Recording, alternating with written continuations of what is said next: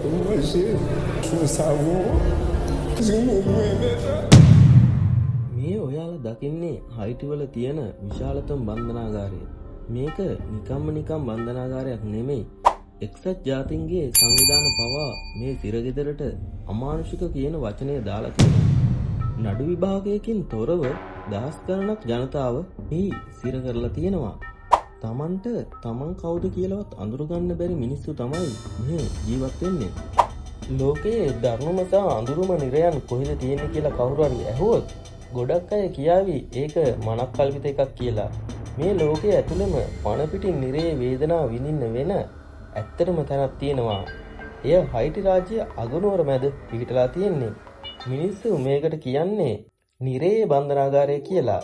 මේ අඳුරු පවුරු ඇතුලේ ඇත්තටම සිද්ධ වෙන්නේ මොන වගේ භීෂණයක්ද? අද අපි යන්නේ කිසිම කෙනෙක් ආපසු එන්න කැමති නැති ඒ අතිශය භයානක අඳුරු ලෝකයකට.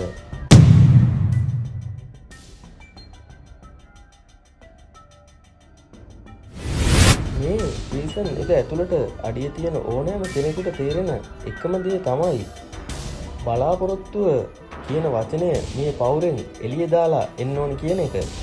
මෙතන තියෙන්නේ ඕවර් ක්‍රවුඩින් කියන වචනයට වඩා එහා ගිය අතිශය අමානුෂික තත්ත්වයක්. සාමාන්‍යයෙන් රඳවන්න පුළුවන් කැපැසිටි එකකට වඩා වැඩි සිරකරුවන් ප්‍රමාණයක් රඳවා තිබෙනවා. සමහර සෙල් ඇතුලේ මිනිස්සුන්ට වාඩි වෙන්නවත් බිම නිදා ගන්නවත් ඉඩක් නැහැ. ඔවුන්ට මුළු රැය පුරාම ඉන්න වෙන්නේ එකිනෙකාට තද වෙලා හිටගෙන හිතන්න අතිශය අධික හීට් එක නැත්නම් රස්නය එහෙමත් නැත්නම් දරා ගන්න බැරි දුර්ගන්ධ මැද දහඩියෙන් තෙත්තුණු මිනිස්සු සිය ගණනක් ඒකට හිර වෙලා ඉන්න හැටි. ඒක නිකන් සිර කුටියක් නෙමෙයි, මිනිස්සු පණ පිටින් තම්බන අවන් එකක්.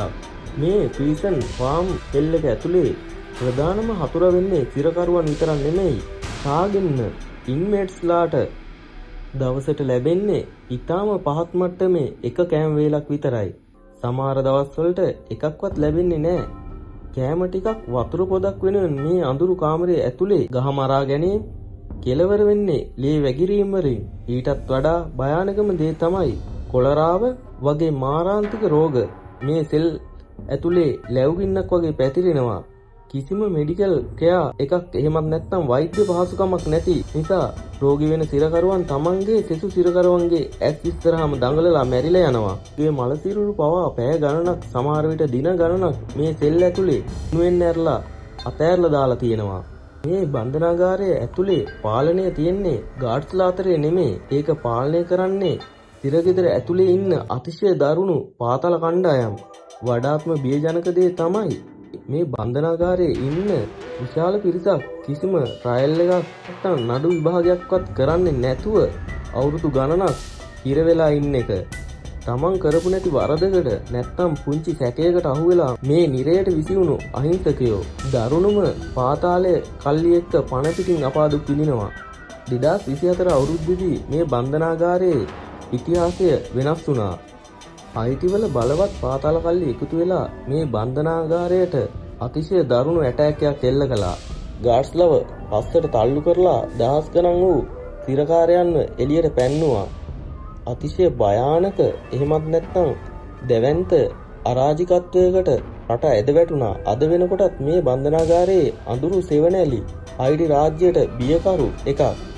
මිස් අයිතිවාසිකම් අනුකම්පාව කියන වචන මුළුමනින්ම අමතක කරපු අපායේ දොරටුව ළඟටම ගිහින් එන්න පුළුවන් තැනක් තියෙනවා නම් හයිටි වල තියෙන මේ ඉතින් ෆාම් හෙල් එකයි. ඔබ හිතන විදියට මෙවැනි ස්ථානයක් ලෝකේ පැවැත්මට සුදුසුද? නැත්නම් මේක මිනිස් සංහතියටම අභියෝගයක්ද? ඔබේ අදහසක් පහලින් කමෙන්ට් කරන්න. මේ වගේ තවත් බියකරු කුතුහලයෙන් පිරුණු අඳුරු තොරතුරු දැනගන්න අපේ channel එකත් subscribe කරන්න අමතක කරන්න එපා. තවත් වීඩියෝ එකකින් හමු වෙනතුරු ඔබට සුබම සුබ දවසක්.